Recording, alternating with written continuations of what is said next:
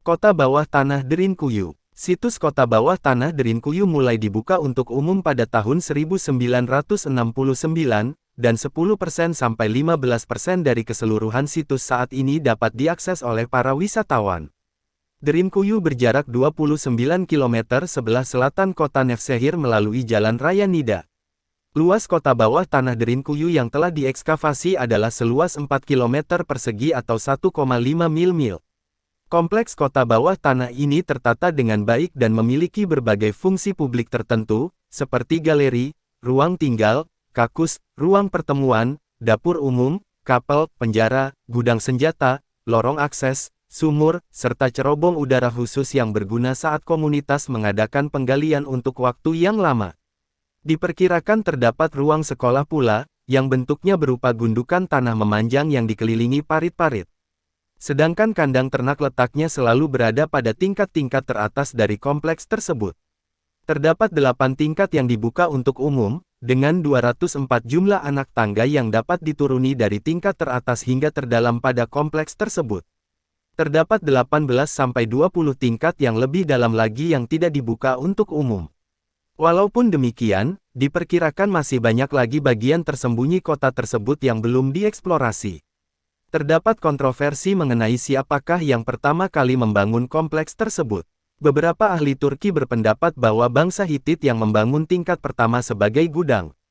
Karena kep-kep bangsa Hitit ditemukan penduduk setempat saat membangun pondasi rumah mereka, dan adanya kota Hitit kuno Goludagi yang berada 20 km sebelah barat daya Derinkuyu.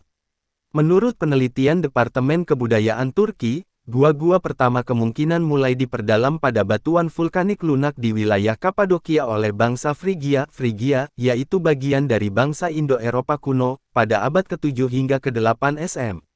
Ketika pemakaian bahasa Frigia punah di zaman Romawi kuno dan digantikan oleh kerabat dekatnya, yaitu bahasa Yunani, para penduduk yang kemudian telah beragama Kristen lalu menambahkan gua-gua bawah tanah mereka dengan bangunan kapel dan prasasti berhuruf Yunani. Kota di Derinkuyu terbentuk sepenuhnya pada masa Bizantium, yang ketika itu kerap digunakan sebagai perlindungan terhadap Muslim Arab selama peperangan Bizantium Arab 780-1180. Derinkuyu terhubung dengan kota-kota bawah tanah lainnya melalui terowongan yang panjangnya bermil-mil. Beberapa artefak yang ditemukan di pemukiman bawah tanah tersebut berasal dari periode Bizantium Tengah, yaitu pada abad ke-5 hingga ke-10. Kota-kota ini tetap dipakai oleh para penduduk asli Kristen sebagai tempat perlindungan terhadap serangan suku-suku Mongol di bawah pimpinan Timur Leng pada abad ke-14. Setelah wilayah ini jatuh di bawah kekuasaan Utsmaniyah, kota-kota digunakan sebagai lubang perlindungan, bahasa Yunani, katapigia, katakomba, terhadap penguasa Muslim Turki. Hingga akhir abad ke-20, penduduk Kapadokia Yunani dari waktu ke waktu masih menggunakan kota bawah tanah untuk melarikan diri dari penindasan oleh pihak Utsmaniyah. R. M. Dawkins, seorang ahli bahasa Cambridge yang meneliti penduduk Yunani Kapadokia antara tahun 1909 sampai tahun 1911, mencatat pada tahun 1909, ketika datang berita terbaru tentang pembantaian di Adana, sebagian besar penduduk Akso berlindung di ruang-ruang bawah tanah ini, dan selama beberapa malam tidak berani tidur di atas permukaan tanah.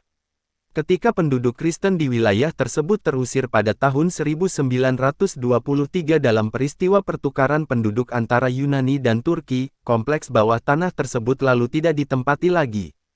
Kompleks tersebut ditemukan kembali pada tahun 1963, setelah warga setempat menemukan sebuah ruangan misterius di balik dinding di rumahnya. Penggalian selanjutnya telah membuka penemuan terhadap jaringan terowongan di kota bawah tanah tersebut. Selain Derinkuyu, kota-kota bawah tanah lainnya yang juga terbuka untuk umum adalah Kaymakli, Oshonak, Oslus, dan Gaziemir.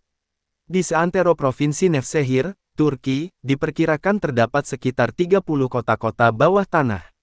Situs kota bawah tanah yang ditemukan di Kapadokia, Turki terkenal hingga seluruh dunia. Situs kota bawah tanah ini memungkinkan untuk menjadi tempat tinggal orang karena dibangun untuk melindungi penduduk kuno. Salah satu kota bawah tanah Kapadokia paling terkenal adalah Derinkuyu, yang dibangun pada era Bizantium ketika penduduknya melindungi diri dari kaum Muslim Arab selama Perang Arab Bizantium antara tahun 780 dan 1180. Kota ini terdiri dari banyak lorong dan gua yang digunakan untuk berbagai keperluan. Situs ini terletak sekitar 60 meter di bawah tanah, yang dapat menampung hingga 20.000 orang termasuk ternak dan stok makanan. Orang-orang yang berlindung di kota bawah tanah itu, dapat tinggal beberapa bulan, hingga situasi dirasa aman. Dapat dipastikan kota bawah tanah terbesar di Kapadokia, Derinkuyu dibuka untuk wisatawan. Namun, pada tahun 1969 hanya setengah dari kota yang tersedia untuk dikunjungi. Kota itu memiliki 2 pintu batu besar yang dapat ditutup dari dalam jika dalam kondisi bahaya. Setiap lantai juga memiliki pintu sendiri dan dilengkapi dengan ruangan ekstra, termasuk untuk gudang penyimpan anggur, kandang kuda dan kapal. Meski para penghuninya terlihat bersembunyi, mereka menjalani hidup sepenuhnya, sama seperti yang mereka lakukan di atas permukaan tanah pada umumnya. Salah satu ruang Derinkuyu yang paling mencolok adalah ruangan besar dengan langit-langit berkubah. Hal ini diyakini merupakan sekolah agama dengan ruang belajar yang terpisah. Dilansir The Culture Trip, Derinkuyu juga terhubung ke kota-kota bawah tanah lainnya melalui jaringan terowongan yang terbilang canggih. Situs kota bawah tanah pada awalnya dibangun oleh orang Frigia antara abad ke-8 hingga ke-7 SM, yang mengukir ruang hidup mereka menjadi batuan vulkanik lunak di kawasan itu. Kemudian selama era Romawi dan penggantian bahasa Frigia ke bahasa Yunani, penduduk Kristen saat itu terus bekerja di situs kota bawah tanah. Kota bawah tanah seperti Derinkuyu dianggap melindungi warganya hingga abad ke-14 ketika orang Kristen membutuhkan tempat berlindung yang aman dari ancaman orang-orang Mongolia selama invasi ke Asia Timur. Bahkan selama abad ke-20, gua memungkinkan digunakan untuk menyelamatkan diri dari penganiayaan yang dilakukan selama era Kekaisaran Ottoman. Baru pada tahun 1923 setelah pertukaran populasi antara Yunani dan Turki, kota-kota bawah tanah benar-benar ditinggalkan dan kemudian tidak ditemukan kembali sampai tahun 1963. Dikutip CNN, kota di bawah tanah ini merupakan kawasan bersejarah dan ditetapkan sebagai situs warisan dunia oleh UNESCO. Tempat ini menarik ribuan wisatawan setiap tahun. Banyak wisatawan yang terbang ke Kapadokia menggunakan balon udara ketika matahari terbit, untuk melihat formasi batuan yang disebut sebagai cerobong peri. Situs kota bawah tanah itu terdiri dari 18 lantai hingga kedalaman 85 meter. Derinkuyu adalah salah satu kota bawah tanah terbesar dan terdalam di Turki. Uniknya di dalam kota itu juga tersedia terowongan komunikasi, yang menjadi tempat untuk meneriakkan pesan dan menyampaikan berita tentang apa yang terjadi di atas permukaan tanah. 6 fakta unik kota bawah tanah Derinkuyu. Kota Derinkuyu adalah salah satu peninggalan kuno tersembunyi di bawah tanah. Apa saja hal unik dari kota kuno yang terletak di Turki tersebut? Simak daftar berikut. 1. Ditemukan secara tidak sengaja oleh masyarakat sipil. Kota bawah tanah ini berada di Provinsi Nevşehir Kota Kapadokia. Derinkuyu ditemukan pada tahun 1963 oleh seorang warga Turki. Orang tersebut sedang merenovasi rubanah di rumahnya. Ia kemudian menghancurkan salah satu tembok rubanah tersebut. Ketika tembok rubanah tersebut hancur, ia menemukan suatu ruangan besar yang memiliki lorong. Setelah melihat lebih lanjut, ternyata lorong itu merupakan jalan rahasia menuju suatu kota bawah tanah. Kota tersebut terlihat sangat besar dan berada cukup dalam di bawah tanah. Pria tersebut akhirnya melaporkan penemuannya ke pihak terkait untuk penelusuran lebih lanjut. 2. Kota bawah tanah terbesar dan terdalam. Derinkuyu bukanlah kota bawah tanah pertama yang ditemukan di Kapadokia.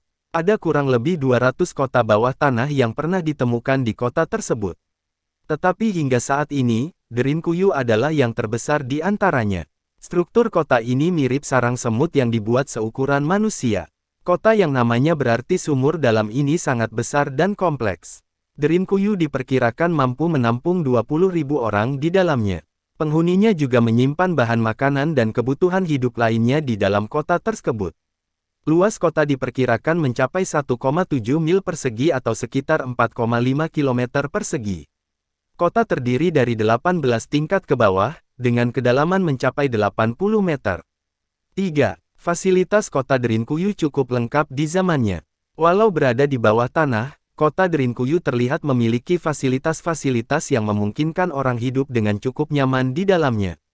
Dilansir History Hit, dalam kota tersebut ditemukan fasilitas seperti lubang-lubang ventilasi, sumur air, aula pertemuan besar, kandang kuda, dapur, ruang tamu, area penjara hingga kuburan. Ada 1.500 saluran ventilasi yang menyalurkan udara ke seluruh kota. Fasilitas lain adalah sekolah yang diduga merupakan sekolah misionaris Kristen. Sekolah tersebut terletak di tingkat kedua kota Derinkuyu. Dapur dan tempat penyimpanan makanan berada di ruangan yang terpisah. Terdapat juga gereja, kamar mandi dan kamar-kamar tempat orang beristirahat dan tidur. 4. Berfungsi sebagai kota perlindungan. Derinkuyu diperkirakan dibangun pada abad ke-15 hingga ke-12 sebelum Masehi. Para ahli menduga bahwa bangsa Hittites yang pertama kali membangun kota bawah tanah ini. Mereka membangun Derinkuyu untuk menghindari orang-orang Frigia. Pada era Bizantium, dilansir History Hit, pembangunan kota ini telah lengkap. Selama perang antara Arab dan Bizantium berlangsung, kota ini digunakan sebagai tempat berlindung. Dikatakan saat perang berlangsung tahun 780-1180 Masehi, kota tersebut terhubung dengan kota bawah tanah lainnya melalui sebuah terowongan besar. Kota ini menjadi tempat berlindung yang aman bagi orang Kristen selama invasi Mongolia pada abad ke-14. Kota tersebut juga diduga menjadi tempat persembunyian orang-orang Kristen dari penganiayaan orang Romawi. Setelah terjadi pertukaran penduduk antara Yunani dan Turki tahun 1923, kota-kota bawah tanah mulai ditinggalkan. 5. Dibangun dari pahatan batu. Kota Derinkuyu dibangun dari batuan vulkanik yang ada di dalam tanah, kemudian dipahat sedikit demi sedikit membentuk ruangan dan lorong. Batuan Derinkuyu terbuat dari lapisan-lapisan abu vulkanik padat yang disebut dengan tuff, yang umum di daerah tersebut. Bebatuan tersebut lunak dan keropos, sehingga tidak sulit diukir walau menggunakan peralatan sederhana seperti cangkul dan sekop. Bebatuan ini akan mengeras hanya ketika kontak dengan udara. Pintu-pintu kota juga terbuat dari batu yang besar.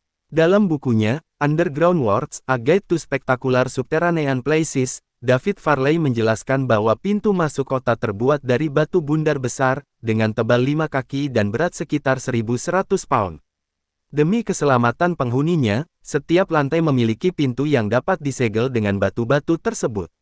6. Menjadi tujuan wisata populer di Turki. 6 tahun setelah penemuannya, tepatnya tahun 1969, kota Derinkuyu akhirnya dibuka untuk umum. Untuk mengelilingi kota tersebut dibutuhkan waktu 90 menit. Hanya 8 tingkat dari keseluruhan kota yang dapat dimasuki pengunjung. Kota kuno ini resmi menjadi bagian situs warisan dunia oleh UNESCO dan menarik banyak pengunjung karena konstruksinya yang unik. Banyak biro perjalanan yang menyediakan tur ke kota kuno ini. Walau terbuka untuk umum, hanya sekitar 50% wilayah kota yang boleh dikunjungi. Bentuknya yang mirip labirin, lorong-lorong yang sempit, tangga yang terjal dan tingkat kedalaman kota membuat tempat ini tidak cocok dikunjungi penderita klaustrofobia. Ada papan-papan petunjuk di dalam yang harus diikuti agar pengunjung tidak tersesat.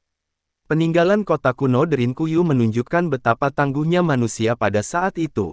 Mereka berhasil bertahan hidup dan menghindari kerusuhan dengan membentuk sebuah kota bawah tanah yang besar dan kompleks.